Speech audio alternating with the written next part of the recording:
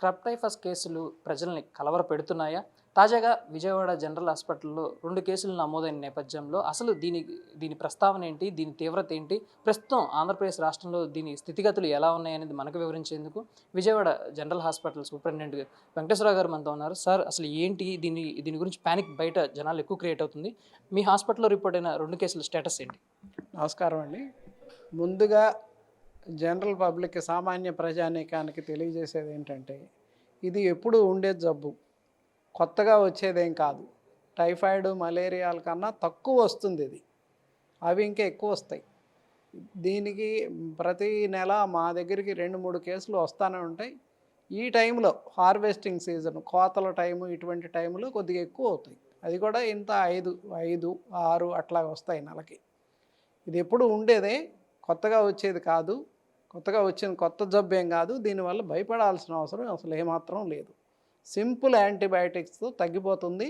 కాకపోతే ఏంటంటే తీసుకోవాల్సిన జాగ్రత్తలు, విపరీతమైన తలనొప్పి కానీ జ్వరం కానీ వస్తే ఏ రకమైన అశ్రద్ధ చేయకుండా వెంటనే గవర్నమెంట్ హాస్పిటల్కి వస్తే మేము ఎలిజా టెస్ట్ చేసి 12 గంటల లోపు దాన్ని నిర్ధారిస్తాం.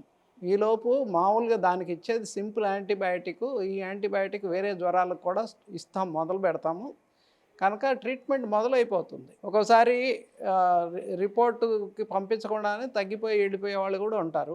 ఓపీలో కూడా వెళ్ళిపోతారు. ఫీవర్ వచ్చి మందులు ఇస్తాం, వెళ్ళిపోతారు. తర్వాత ఎప్పుడో ఆ మచ్చలు కనపడతాయి, అయినా తగ్గిపోతుంది. అందుకని దీని గురించి ఆందోళన చెందవలసిన అవసరం లేదు. జ్వరం, తలనొప్పులు, ఒక్కోసారి వాంతులు, విరేచనాలు కూడా అవ్వచ్చు. అటువంటి వాళ్ళు వెంటనే గవర్నమెంట్ హాస్పిటల్కి వచ్చి టెస్ట్ చేయించుకోండి. అవసరమైతే అడ్మిట్ చేస్తాము.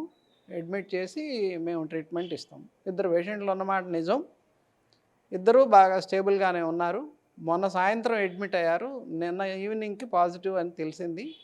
చిన్న బాబు, ఒక బాబు 2.5 ఏళ్ళు, ఒక ఆవిడ 45 ఏళ్ళు. ఇద్దరు బాగున్నారు. వాళ్ళ ఆరోగ్య పరిస్థితి చాలా బాగుంది. ఆందోళన చెందాల్సిన అవసరం ఏమీ లేదు.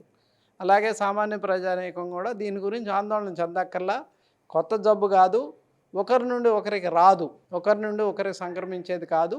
ఒక రకమైన పురుగు, చిన్న దోమ లాంటి పురుగు, పేడ పురుగులు టైపులో ఉండే పురుగు కుట్టడం వల్ల వస్తుంది.